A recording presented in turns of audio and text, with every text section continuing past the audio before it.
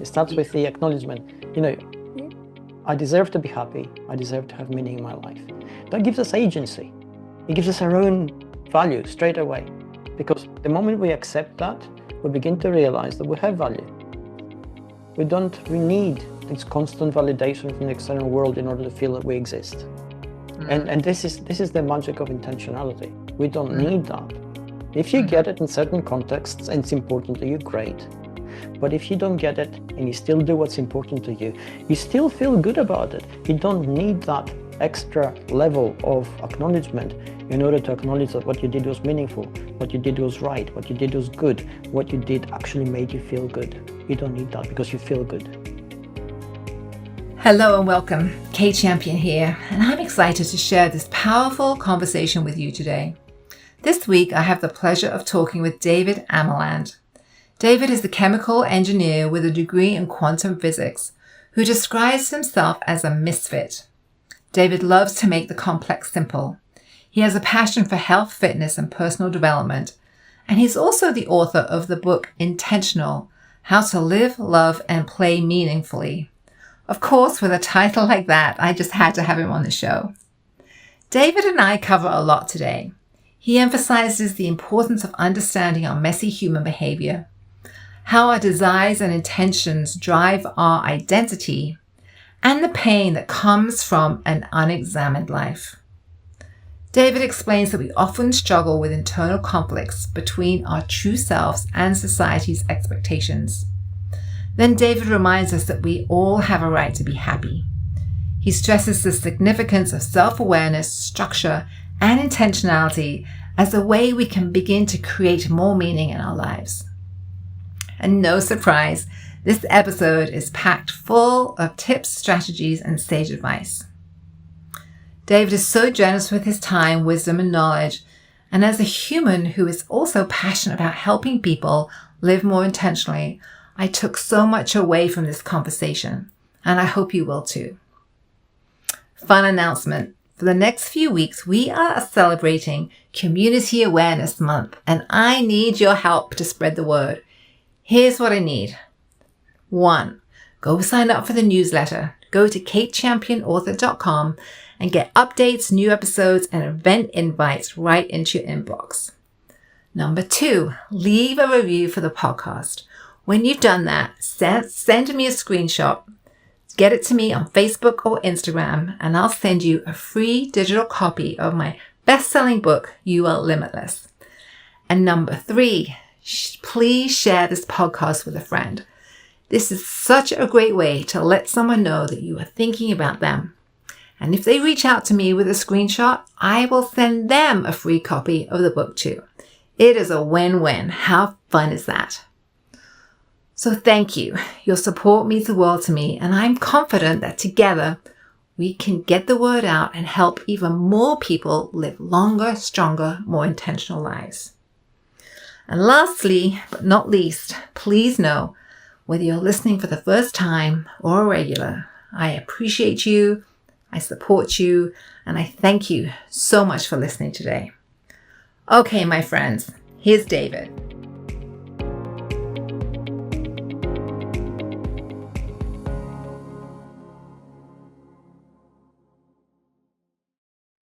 Hello and welcome, David, to the show. I am so excited to connect with you today.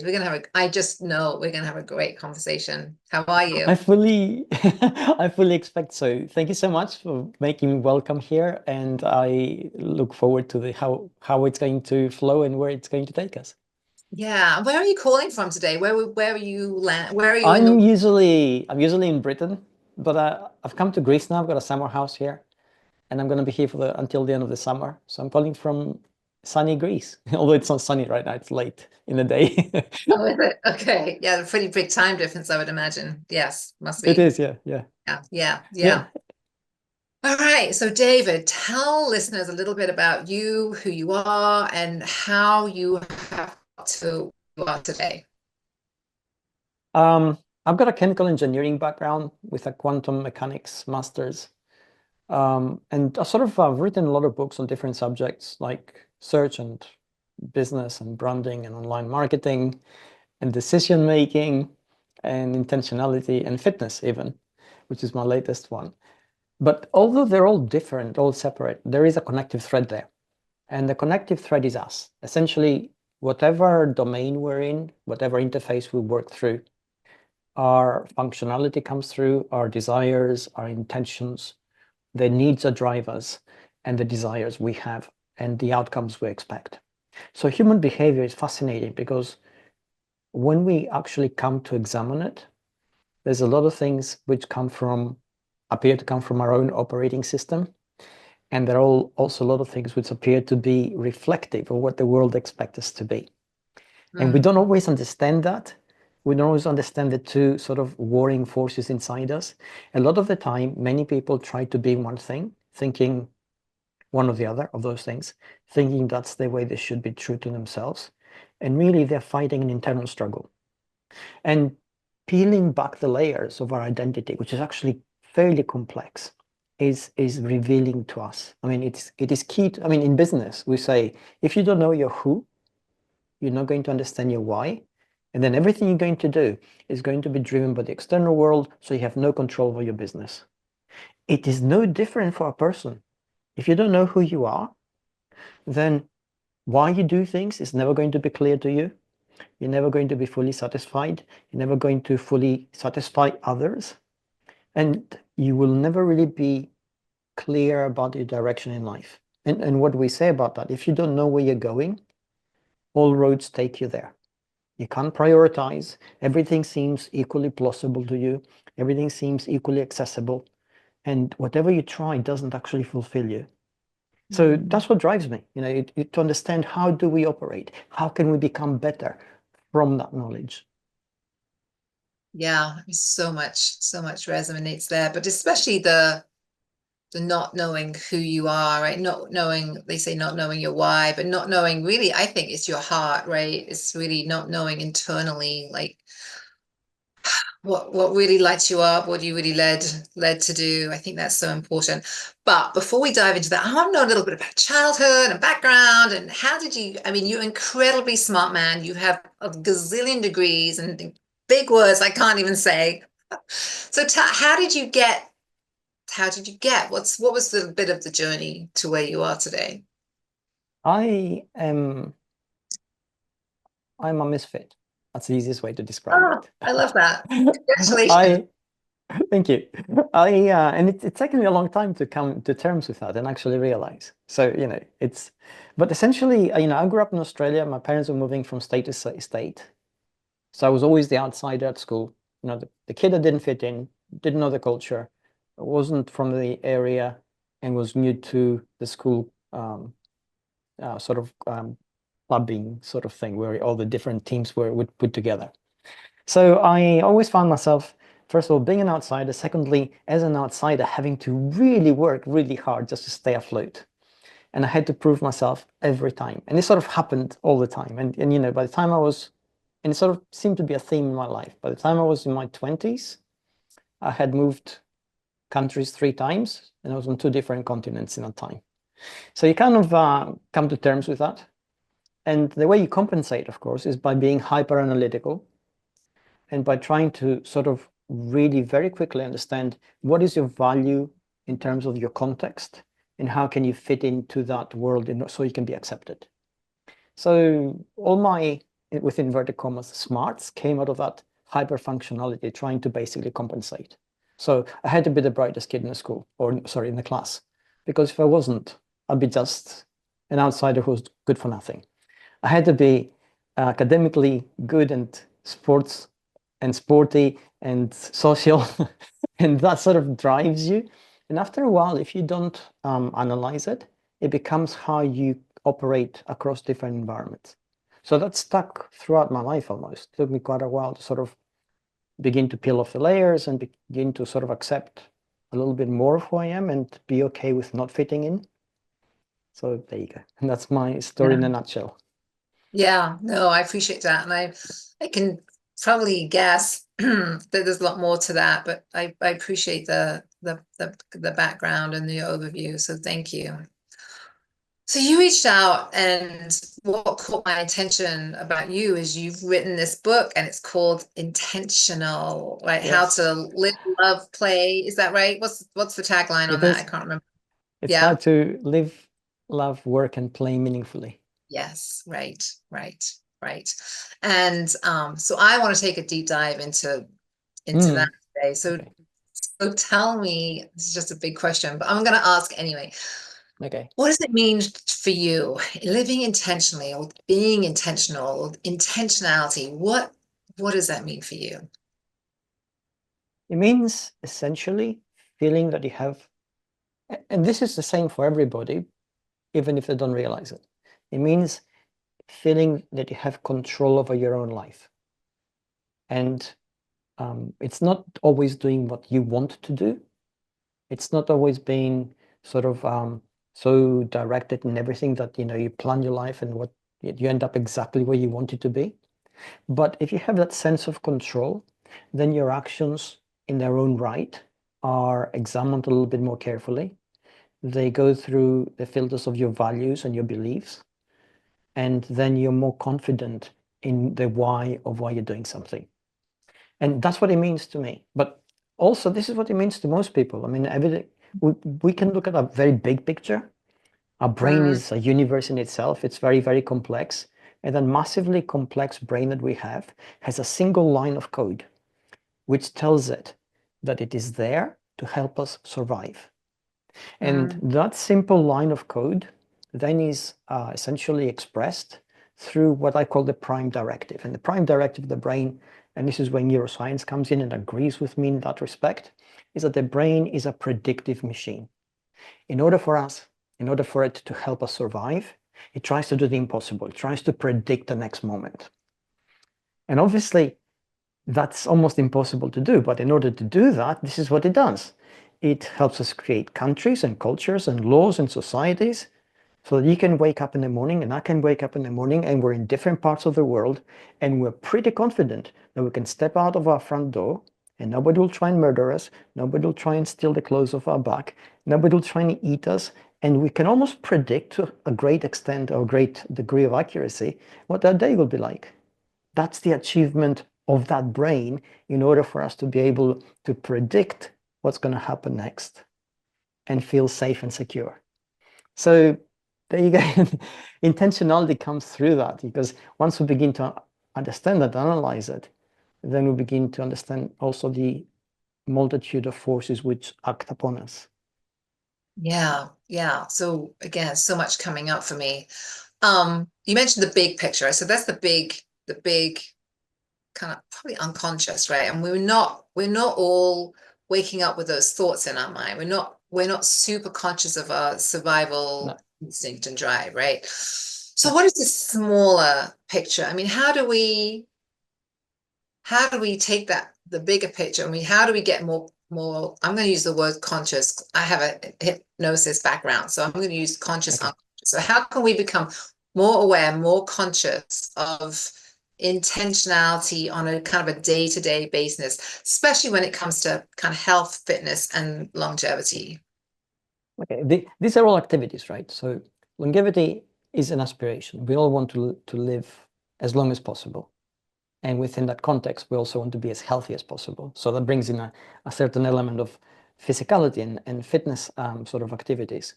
And we also want in the context of our life to feel productive and feel that we actually belong to something, that our life has some kind of meaning as opposed to being meaningless, and that we actually contribute in some way. We all need to feel those things. For most people, it's enough to act. And sometimes that's all they need, to act within the context of the signals they receive from the external world, which are then translated into internal states. So if the external world gives us a label and says, okay, you're the perfect student, you're the perfect husband, you're the perfect wife, you're the fit, smart individual, whatever that label is, and we accept that label, and it comes with all sorts of job descriptions underneath in the sort of fine print, and we accept the fine print, then we can mostly function within those parameters without questioning ourselves very deeply. And the reason we can do that is because for the same reason that our brain gives us the survival mechanism, which allows us to build societies, it essentially allows us to predict our lives to some degree, which gives us a sense of certainty and confidence, which reduces our anxiety, which we now know is expressed in inflammation in the body, and chronic inflammation affects our immune system, affects our brain, ages our cells, and makes us feel really, really bad. So because we don't want to feel those things, we are more inclined to actually accept those things and be who the world expects us to be most of the time. And I think within certain contexts, there's nothing wrong with that per se. I think the problem is when there's a dichotomy between what the world tells us we should be and then what we want to be. And then we get back to the friction inside ourselves, the inflammation and the anxiety, because we feel we're failing and we don't understand why. We feel that nothing we do really satisfies us and we don't understand it. We feel that we should be satisfied. And again, we can't understand why we don't feel better. And then we essentially have to work that out. And that's where sometimes hypnosis, as you say, therapy comes into its own, because it helps to unpack the layers of our identity. So we can get into the core, what is that actually troubles us? What drives us? What is the unresolved trauma we haven't faced and we're running away from? What pain are we hiding and not acknowledging? So we're relatively complex sometimes. Yeah, yeah. So you mentioned this dichotomy between the labels that kind of like plonked on us, right? Again, consciously or unconsciously, we're this, we're that, we're a wife, we're a mom, we're a student, all the rest of it. And then what I call the internal struggle, the conflict with that little part of us that is not satisfied, right? Or there's some dissatisfaction with that, or there's some depression with that, or there's some whatever, kind of name your substance with that, because there's pain, right? Because of that internal conflict, right? We're doing all the things, but then we're not really feeling so great, right? Yes, It's exactly. massive, right? I mean, I can't tell. I'm a therapist. I see that all the time. We're doing all the things, but internally we're like dying. Now, Yes. is that a lack of intentionality? So what is that in your mind? Well, that's internal conflict. A lot of the times we do things which we feel we have to do because they're expected of us, and we can do them to a great degree of precision and a great degree of quality for a while. But that involves ignoring an aspect of ourselves, sort of segmenting it off. And let's take the label of, I don't know, perfect son, perfect husband, perfect wife, where certain things are expected, certain images have to be presented, a kind of projection has to take place. And we can be really good at actually doing that and delivering it because it's clear in our head what's expected. And we don't feel it. We don't feel fulfilled. We don't feel seen. We don't feel heard. And what's missing in that situation is meaning. If it's not meaningful for us, we can do it, but it's killing us. And this can be a job. It can be a career. It can be also a relationship. It can be any kind of context where we have to perform. And to get back to your question, how we can sort of make this work, it's by going inside, and this is difficult. Introspection is always hard. Yeah. It's hard because it's energetically expensive for the brain to actually mine itself. We are really bad at it because if we hit a hard spot, we either shut down or lie to ourselves. And then even if we are brave enough to face it, we are unwilling to take any further action. We say, well, what can I do? This is my situation. This is my life. Let's say the hardest thing you have to, let's say, suppose you need to get a divorce in order to feel happier and find something else. And now you have to hurt somebody else emotionally. And if there are children involved, complicate the picture unnecessarily. And then you feel like a bad actor. You don't want that. So it's easier to say, okay, I'm going to sacrifice my happiness. A lot of people say that for my kids or for my husband or for my career or whatever it is. And it's tragic because we get one life. We don't know how long that life will be. And we owe it to ourselves to be the best possible version of us in that life. And that sometimes includes making difficult decisions, acknowledging mistakes we've made, whether it's been careers or relationships or friendships or whatever it is, trying to untangle those mistakes as smoothly as possible, as responsibly as possible, and then taking charge of our life after that. Yeah, I'm resonating with so much, right? But particularly the pain, right? The pain of the suffering of maybe living the unaligned life, right? When you Yes. mentioned, the pain and the suffering that comes in from kind of pushing through, doing the things we should be doing. I mean, again, that's a universal story. I don't know about you, but I Mm. hear it. I hear it in the office all the time. It's so painful. And yet the dichotomy, right, of how difficult maybe it is to live intentionally. You said it's energetically expensive, right? You said Mm. we are bad at it. You said that it's very difficult to do. I mean, it's painful. It takes a lot of courage, right? So, I mean, how do you push through all of that to kind of live a more intentional, aligned life? And what are some, I mean, steps and strategies? I read your book, and I really enjoyed your use of questions, but I'm just wondering how can we begin to kind of peel the onion and really get down to the meat of kind of who we are and what we want? Okay, I think we need to first start off with two basic things, two fundamental things. We need to accept, and we don't always do that we have a right to be happy. Mm. And then we need to acknowledge that our life needs to have meaning.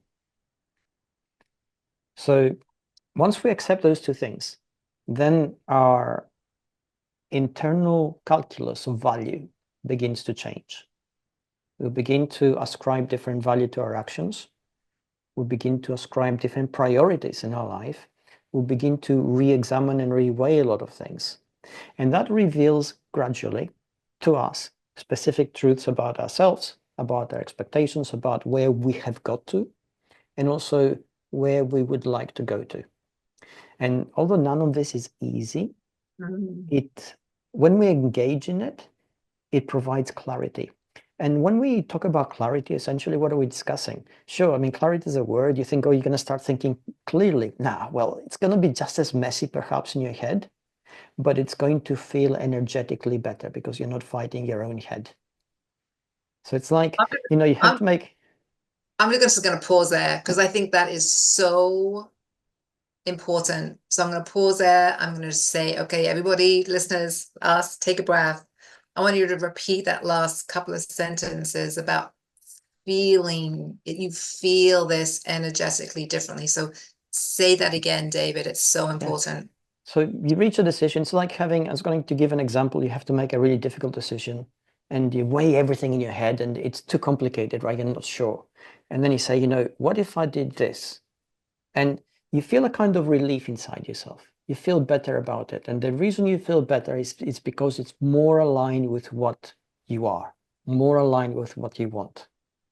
And that's the best direction. Essentially, all that's happened is that the anxiety you felt, the internal struggle in your head, which basically expressed neurochemically, which makes you feel bad, is beginning to dial down into a more stable, homeostatic sort of base. And then you feel better about it. So when you learn to listen to yourself like that, you begin to Mm. feel your way into your intentional life. You begin to say, okay, this is a better direction for me. Is it going to be easier? Most of the times the answer is no, it's not going to be easier. Is it going to be less messy? Well, no, life is inherently messy, but it's going to feel better. So if you're weighing two options and you say, okay, equally messy, equally difficult perhaps, but one feels better than the other, which one should you go for? Well, you should always choose the one that feels better to you because that's the one that's actually going to make you a better person. Yeah. And it's going to help, right? You align with your values, and it's a step towards what's more meaningful for you, right? Again, we're all individuals, so what's meaningful for you is very different than it is for me. But taking that step and feeling, right, that next step is the right step is so different from thinking, right? I mean, it's incredibly different. It is. And I'm glad you said that because, most people think if you're thinking, right, you're just breaking things down and sort of analyzing them. And sure, that's what analytical thinking really is. You have your choices, you have your options, you break them down into steps, you weigh the potential outcomes, you put the potential consequences of every action. And you think, that's what it is, but it's not that because although we are capable of this kind of analytical thinking, and we're all capable of that, ultimately what we really are emotional machines that think and not thinking machines that feel. Essentially, every true action, every true motivation comes from an emotion. And those that have the greatest value for us are linked to the deepest emotions we have. And usually those emotions are reflective of our values and our belief system, a sense of identity, a sense of direction in life, and what's truly important to us as individuals. And you're right, it's going to be different for everybody. But everybody needs to have the kind of clarity to some degree of who they are and what they're heading towards and what they truly want, because that's what helps them be happier. Yeah. So walk me through a day, right? Walk me through a day in the life of David, and how do you kind of show up intentionally, so we can put it into maybe some practical, in a really practical way for listeners. So yeah, Mm. do you mind walking me through a day? No, And not in the least. Like everybody else, everybody thinks I'm really structured in my life and really disciplined. And that's because I train every day, right, physically. And I've got okay. a gym at home, which I got since the pandemic. And, training is important to me as a person. I've trained throughout my life since I was 13. So I'm 60 now, so it's been a long journey of all that. And it gives me structure. So I use that as an example, right? But everybody thinks I'm really sort of, I plan everything, and I don't. I'm as susceptible to external pressures as everybody else. I'm as vulnerable to external crisis as everybody else. There's a lot of things which I don't control. But because I control my body, it allows me to feel that I can control my mind, which means then I have the margin of emotional required for emotional regulation. And this is how anybody should try and work through their day to achieve that effect. I mean, you don't have to train, but what you should do is always do things which allow you to have a sense of control over who you are. It could be in the morning, starting the morning by listening to the news and having a cup of coffee. It could be starting the morning by playing with your pet. It could be starting the morning by talking to your partner. Whatever routine you have, that routine is there to say to you that, hey, this is my universe. And for this tiny segment of time, which is the initial start of the day, I control that universe. And what it does to our head, we now know, essentially, it rewires segments of it which deal with excitement when external signals impact us from outside, which then gives us the safety margin. We don't get hyper excited, we don't panic, we don't lose sight of what's important, so we can actually respond with a certain degree of rationality to the pressures that we face. And if we don't have that margin, if I get up in the morning and it's madness, because we're rushing, already our cortisol levels, which are there anyway because we're waking up, are spiking now because we feel that we are stressed. Already we don't get enough time to have that cup of coffee, or people skip breakfast sometimes. It's crazy.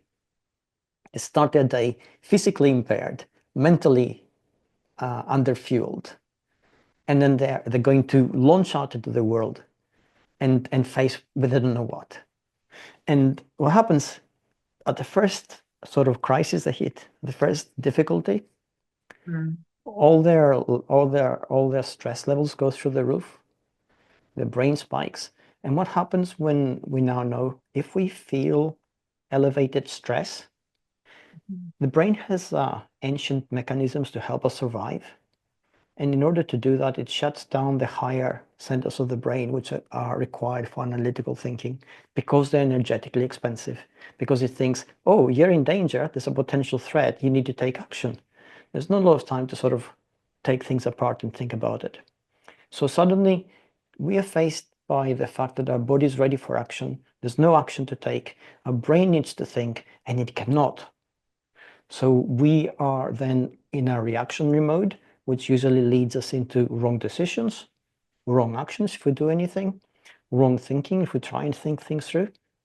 And all that's needed from that is just a little bit of margin, so we don't reach those highly escalated points of neurochemical excitation in our brain, so that we have the capacity to think analytically and say, hey, okay, this is difficult, but I can deal with this. I can take it apart.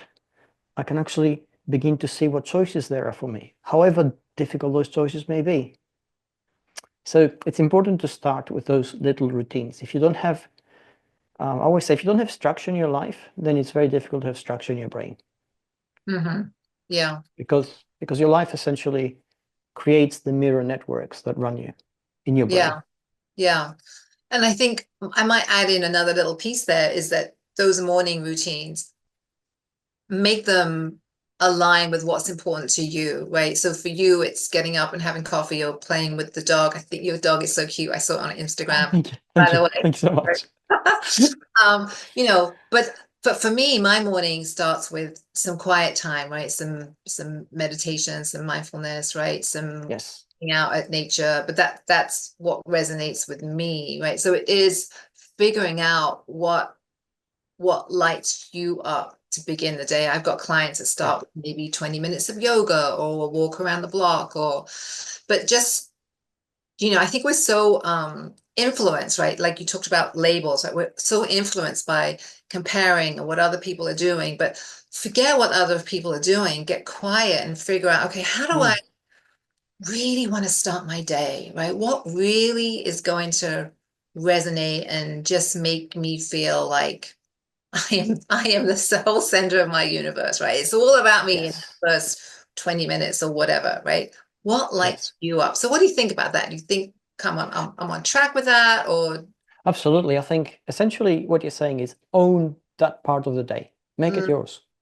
If you make that part of the day yours, this is how you start. You start by feeling that you own your life. Sure, things are going to get out of hand as the day goes on. And you can't predict that, right? Yeah. But if you already started from a good place, now you're feeling confident. Now you feel capable. And these feelings are reflected and expressed in neurochemical states, which actually affect the way the brain works. If we don't feel them, we don't feel capable, and we don't feel confident, we still have the same brain. It doesn't function the same way. So it's not as efficient, it's not as effective. So we're trying to be better by saying, okay, I start my day and I own it in that way. Meditation, listening to music, drinking a cup of coffee, playing with our pet, doing 20 minutes of yoga. These are fantastic mechanisms for achieving that. And they're so easy to implement as well. Yeah. And honestly, I mean, not only easy, but they're no cost, right? There's no cost here. Yes. So there's no app, there's no cost, there's no fee, there's no special clothing, right? I mean, it's just like, we have it access to it all, especially breath, right? Breath, mindfulness. Yes. Breath work is important. But I think you're right. There's no cost and they're easy to implement. But this is why we don't. I mean, sometimes we don't, you're right. And we don't because we buy into this pressure of the external world. The moment we wake up, we're not ourselves. We begin to think, how do other people expect us to be? How does the external world need me to be? And then we try to sort of flow into that form because we're social animals. We're designed to actually conform. So we try to do it thinking, okay, if I'm like this, then I have the certainty of how to behave, right? If I think that, I'm the kind of guy who drinks a cup of coffee, skips breakfast, gets in the car, gets to work really fast because I need to be productive. Never mind my stress levels, never mind my internal balance. Well, I feel a kind of certainty in that behavior because it's expected and I'm delivering it. But at the same time, if I'm being truthful and honest to myself, I don't feel good about it. Yeah. Massive conflict, right? Internally. Yes. And that's coming out again, as a therapist, that's coming out in anxiety, it's coming out in anger, it's coming out in addictions, it's coming out in a lot of suffering. Yes. Yeah. We need to remember that pretty much every activity we engage in which harms us is essentially a compensation for that pain we experience inside us. So it gives us momentary relief. If it's addiction, that's what it does. It could be self-harm. People have ideation about suicide, all those things, which make us feel that we decompress for a little while from that inner struggle, which we can't face for too long. Yeah, or we don't face, or we're somehow blind to, or we're ignoring, or we're not in tune with, right? Yeah. Yes. I see you We, smiling, we're, thinking, we're very feeling. good at lying. That's why, yeah, we're Okay. incredibly good liars. I mean, our brain is there to protect us, so that survival mechanism is very strict. There's a Mm, formula for survival, and this is what it says. The energy you take in has to be more than the energy required for you to get through the day. So if we spend a lot of energy fighting in ourselves, if we spend a lot of energy doing the energetically difficult thing, we're thinking, who am I? If we get into double guessing every single decision we make because, we are in that kind of state, well, that's a huge expenditure of energy right there, which from the brain's point of view is not really suitable for long-term survival because it's geared to an ancient world where energy was not plentiful. It doesn't know that there's a refrigerator within 10 paces that contains 10,000 calories. So because of that, it has this mechanism where it will tell us, oh, it's okay, or it's going to be okay, when we know it's not, right? Or, nah, you're just imagining this. And then there are worse things than that, where we actually tell ourselves, oh, shut up, just get on with it. And there's this voice in our head, like a strict headmaster, telling us to be quiet, stop questioning, conform, and then everything's going to be okay. So momentarily might be because I think, okay, I'm going to take it out of my head, I'm just going to get on with my day. But then we finish whatever task we were going to complete. And then the voice comes up again, right? Or rather the feeling of disconnect where on the surface, everything's fine. You have the perfect house, the perfect marriage, the perfect job, the perfect partner, and you feel empty. And you think, there must be something wrong with me. Well, no, it's not really something wrong with you. It's that you haven't really faced who you are. You're trying to be somebody who shouldn't be in that place, shouldn't be in that position. You're lying to yourself and you're lying to everybody else around you. so powerful. And I want to say too, you're lying to yourself up here, right, in your brain, in your thinking, and you're Yes. not listening to what we were talking about earlier, to the body, right? You're not being led Yeah.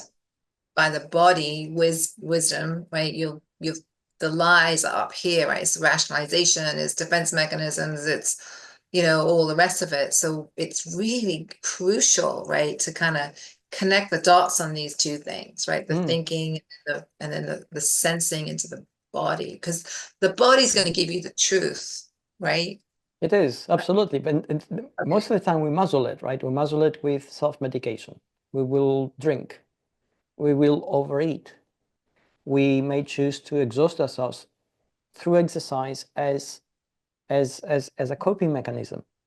So all these activities are there to silence the body. So it doesn't tell us, I don't feel right. I don't feel well. I don't like this situation. You tell me, it's fine. Everything's good. Yeah. So messy, isn't it? I mean, this whole It being is. human, it's just so messy. So I have a We question. are, Yeah, yeah, go ahead. Go ahead. I was going to say, no, no, go ahead. Sorry. I love questions. So I have a question, and there's Okay. a lot of questions in your book, Intentional. Each chapter has several questions, and it has a kind of like a pro tip, my language, probably not yours. But one of the questions that stood out for me is, let me take, okay. So one of the questions is where you ask, what are the constraints that stop you from living the life that you truly want to live? Mm, Right? That was one of the questions. I'm an author too, so half the time I don't remember what I've written, but you do have this question in the, I think, the mindset chapter, right? And I'm going to say it, yes, yes. listeners, think about this, like, what are the constraints that stop you from living the life you want to live? So David, tell us more about that question. Yeah. A lot of the times we feel that we haven't got something or we're not who we are, or we're not where we should be because of circumstances, because of lack, because of a variety of external factors. And if only things were different, we'd be doing something else. And you say, okay, if that's the case, then itemize. What is it actually stopping you? It could be shame. It could be fear. It could Mm. be that, oh, sure, you have the potential to do something. I have a friend of mine. I'll give an example, and I'm not going to say who he is, but and she's really talented. She draws on beautifully. She has a few exhibitions locally as an amateur, but she has a day job, and she has the potential to give up her day job and do something which she really likes. But the thing is, and she talks about it all the time, that she's going, at some point, she's going to give up her day job and do this. But she doesn't do it. And the reason she doesn't do it is that if you potentially think you can do it, you haven't given up your dream and your hope. But if you do it and it doesn't work out and you fail, then that's it.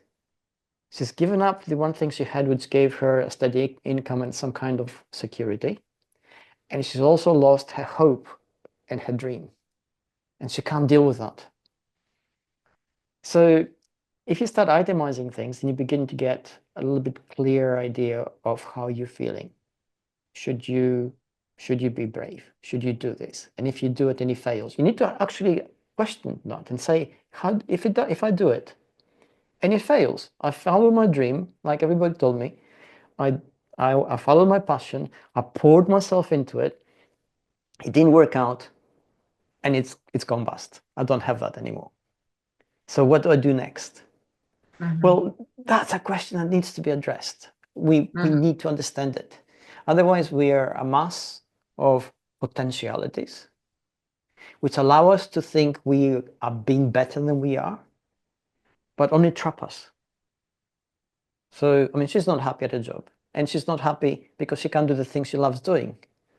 So now she's got two levels of unhappiness, or two sources of unhappiness, and she's not addressing either of those things. She's not giving up her job in the office because that's security. She's not chasing her passion and her dream because she's afraid of failure. Is she happy? No, she's not. She's not really happy. She's, vacillating between the two. But this is how you do it. This is how you basically begin to unravel all the things. And it's the same for anybody. What's stopping you. And also, if you ask what's stopping you, you're in a better position to say, okay, maybe I can deal with this in a different way. It could be resources. If you say, okay, I need this, but I don't know how to do it. Well, go on, can you learn? I'm going to do this, but I may fail. Sure. But what will happen next? You're prepared for this. So the failure doesn't phase you. So I think these are ways where we get to plan our life better. And then we get to guide ourselves through that life path and get more out of it than just staying in that potentiality where potentially we can be anything, but we end up being nothing because we don't do it. Yeah, and it's just so sad, right? And that the story you shared about your friend is so beautiful, and it really is the human condition, right? I mean, again, I see that a lot, these internal conflicts. You're following the shoulds, like all the labels. We should be doing this, we should be doing that, we should be earning an income. And I get that. Yeah, me too, right? But where there is also space, it's like a yes and. Yes, that we do have to remember our social security number and our driver's license number, and we get to explore some of our wishes and hopes and dreams, and because we do, back to your original point, we have just this one life. It's so short, right? Yes. So we can do the yes and I think it's the intentionality which helps us get to the yes and, right? Instead of two train tracks, we can kind of merge a little bit, right? Yes, absolutely. And the whole idea of being intentional in our life is taking those guided steps. It's not like wild leaps of fancy where you give up your job in the bank and go and join a circus kind of thing, right? It's it's actually saying, okay, I think this is what's going to make me happy. I'm going to try doing this, and this is how I'm going to schedule all the things. So I'm going to plan for it. So I'm actually going to, in a constructive step-by-step way, try to build that up. And this is how I'm going to try not to fail. And the classic adage of, if you fail to plan, really you're planning to fail. Yeah. Okay, this is what it is. Okay, Yeah. it comes through on this. I mean, life is so complicated. We are so complex in that life that if we don't plan, if we don't think, if we don't prepare, well, yes, we'll encounter failure after failure after failure. And there's a negative voice in our head, a negative mechanism, which is all too willing to tell us you're not good enough, you'll never amount to anything, you shouldn't have done this, and you should go back to whatever it is and stop being foolish. Yeah, 100%. I couldn't have said it better myself. Absolutely. Yeah, 100%. So another question that you pose, I'm going to look my notes here too. You said, oh, one of your top tips, right? Again, back to your book, change the actions you undertake that are only meant to gain approval of others. So I'm going to say that again. Yes. So change your pro tip again for living intentionally. Change the action you undertake that are only meant to gain the approval of others. So tell us a little bit more about that, David. I think we've touched on it a little bit, but expand on that. Well, let's take a simple thing, like saying good morning to people. Okay. It's a very socially acceptable thing to do. Usually comes with a smile, usually elicits a smile, makes us feel good. And also, society has conditioned us that, we meet people, we're just polite to them, and this is perfectly normal, which it is, right? It is. However, if for whatever reason, let's say you don't actually feel that this is a real thing, or if if you say to absolutely everybody in your path equally, which means nothing then, right? Then it becomes a reflex mechanism, a reflex action that is devoid of meaning and traps you into a way of behavior that is not natural to you, it's not who you are, and doesn't actually offer anything to other people around you. Because people sense fake. You can say good morning and not mean it, and somebody will actually sense that. And they may nod and everything, but they're not going to be effusive back. If it actually means really a lot to you to say good morning to some people, and you put your heart in it, the reflection back is amazing. They glow, right? They smile back and they make you feel good.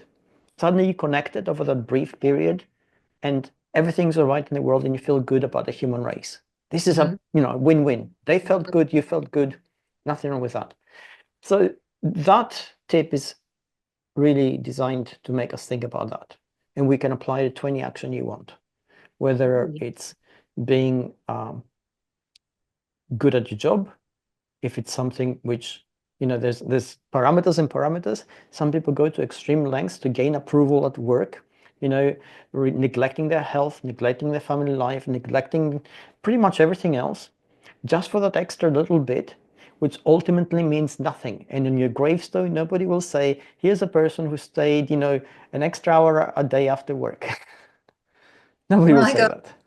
I am so thankful that you said that, but you were so right. That's right. When you're on your deathbed and you're looking back at the last 80, 90 years, you're not going to be saying, oh my gosh, I wish I, did that, or I wish I pleased him or her more, I wish I stayed late, I wish I, licked the boss's boots for an extra 5 minutes. You know what I mean? It's just, you are just not, you're just not. Oh my gosh. Yeah. Yeah. And there's a multitude of things we can apply that to our life. And it requires that kind of awareness, so that we say, okay, why am I really doing this? Do I feel it? And if I feel it, it's great. If I'm not just feeling it, I'm hoping, it will perhaps raise my status in somebody else's eyes, or they'll think something about me which I want them to think. That's a kind of meaningless action. It's a little bit socially manipulative. We are great at this because we're social animals and social life is complex, but it doesn't hold real meaning. And we know now, if something is meaningless, ultimately it stresses us out over time. Accumulated stress creates inflammation in the body. Inflammation produces chronic disease.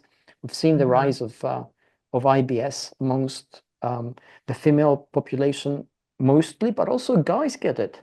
So, we've seen this, and it's a flare-up of the autoimmune system because of chronic stress.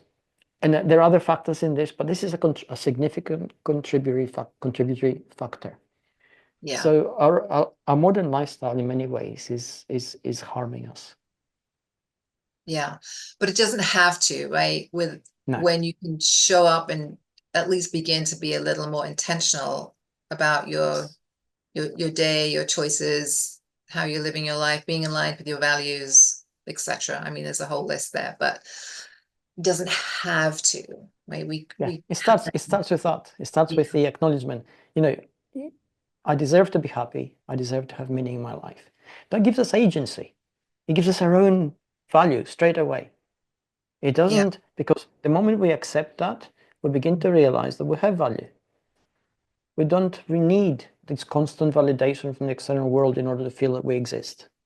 Mm, And this is the magic of intentionality. We don't mm, need that. If you mhm. get it in certain contexts and it's important to you, great. But if you don't get it and you still do what's important to you, you still feel good about it. You don't need that extra level of acknowledgement in order to acknowledge that what you did was meaningful, what you did was right, what you did was good, what you did actually made you feel good. You don't need that because you feel good. Right. You don't need that external validation, that constant kind of feedback from out there, right? Because you're talking about it's Yes. in here. Yeah, Yeah. yeah. That's beautiful. Beautiful. So I'm just going to invite you to take a breath for a moment because we have covered so much stuff today, and I'm Yeah. just Yeah. soaking it all in. So take a breath with me for a minute and just, is there anything else you want to add or share before I kind of ask Yeah. final Yeah. question? Okay, I'm going to, you invited us all to take a breath. In the moment we did, we felt good, right? Okay, this is what we know about breathing now. We know that essentially the moment we breathe, the parasympathetic nervous system in our body is activated. It brings down whatever levels of excitation we have down to baseline, so we feel more controlled, emotionally regulated. But we know now from fMRI studies that the moment we take a deep breath like that, the brainstem at the very base of our brain moves by 5 centimeters. We don't have proprioception nerves there to actually feel it.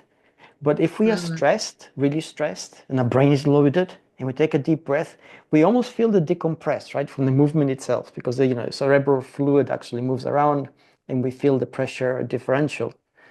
So this is magical. You take a deep breath, something very simple, and it has the ability to essentially help rebalance our internal states.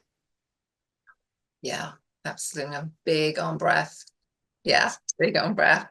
And I want everybody to be big on breath because again, we have it with us all the time, 24/7, Yes, right? It's one of those really cool things that it can be completely automatic, right? We're not thinking about it. It just hums along in the background. And we can be super intentional, right? Take a breath yes, on yes. the hour, when you get up in the morning, before you go to bed at night, when you go to the toilet, whatever, right? Just start taking more intentional breaths. And that's a step, right, in the right direction. It is, certainly. And again, control of our life comes with having a sense that we control our body. Mm. And being aware of these processes, we certainly need breathing to survive. And it's something we do automatically. We've done it all our life and we think we're good at it. And we're not. We actually need to learn how to breathe. I mean, there was a study done about 2016, 2017, where they looked at if we breathed, all of us, a little bit deeper each day, we'd burn an extra 300 calories. That's Wow. like running about 45 minutes on a treadmill. So, you think about that and you think, oh, really? So we don't breathe properly? No, we don't. Yeah. We get stressed, we take shallow breaths, we hunch up, we constrict or restrict our diaphragm, we take shallow breaths. We begin to drop the oxygen content in our brain because we're not breathing properly. We get stressed inside ourselves, and then we take even shallower breaths. We feel bad and anxious, and we don't even know why. And a lot of it could be solved by that simple thing. You take a deep breath, hold it, become aware of what it does inside you, become aware of your body because you live in it. And Mhm. then that awareness allows you to deal better with everything else. Yeah. And it's super intentional. We can be really intentional. Yes, Everybody absolutely. listening on the planet can really start there, right? Really be intentional about your breath. Beautiful, David. Thank you. Thank you. Thank you. So my final question I ask everybody is, if you had one piece of sage advice for listeners today about living a longer, stronger, more intentional life, I know we've covered a lot, what would that be? One piece of advice. Find what truly makes you happy. Mm. We tend to think that happiness is a state we consume. It isn't. It's a process we experience. We are happy when we're going from A to B, when we're trying to do this and achieve that.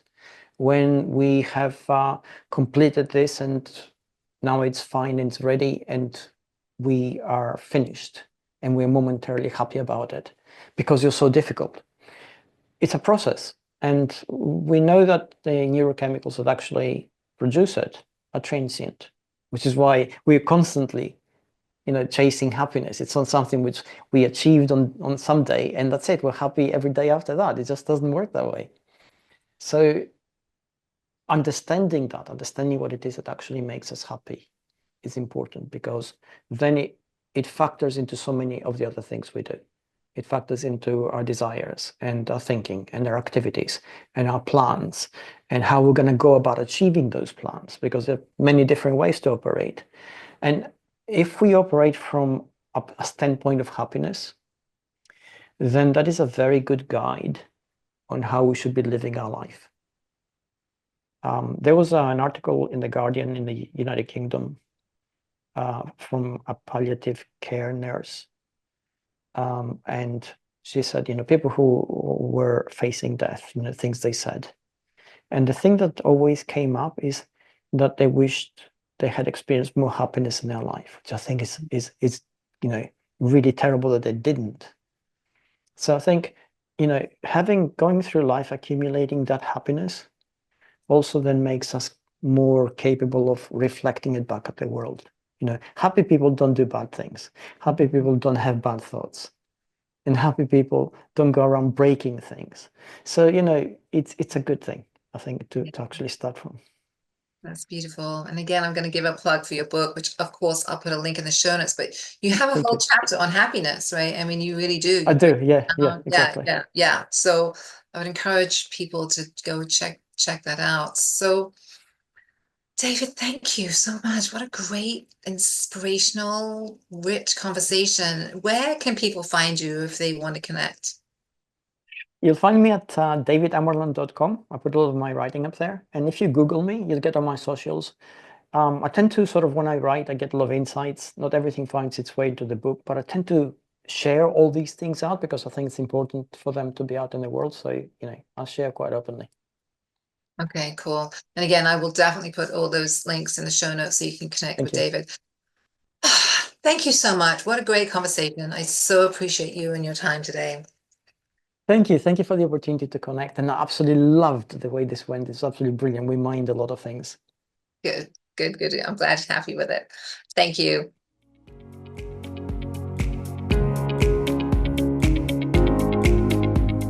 Thank you so much for listening today. I really appreciate you and your time. Remember that I do love to hear from listeners, so connect with me at katechampionauthor.com. Grab your free hiking guide, share your favorite episode with a friend, and subscribe to the show. Until next time.